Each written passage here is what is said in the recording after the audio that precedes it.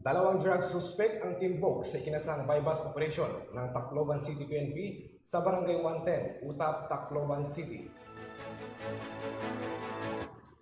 Ang matagumpay na operasyon ay patunay na walang tigil ang mga kapulisan sa pagsugpo sa iligal na droga na siyang sanhi ng krimen sa komunidad.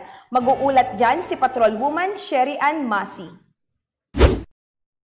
Timbog ang dalawang drug suspect sa kinasang bypass operation ng mga operatiba sa Barangay 110, Utap, Tacloban City. Bandang 5:46 ng hapon ng ikasang operasyon ng pinagsanib pwersang mga tauhan ng Tacloban City Police Office, City Drug Enforcement Unit, PNP Drug Enforcement Group, Special Operation Unit 8 sa koordinasyon sa PDEA 8. Nakumpiska sa mga suspek ang 11 pakete ng hihinalang shabu na may tinatayang timbang na 10 gramo na nagkakahalaga ng 68,000 pesos, isang unique caliber 38 na may 5 bala, cellphone at isang genuine 500 peso bill kasamang 3,000 peso bill bogus money.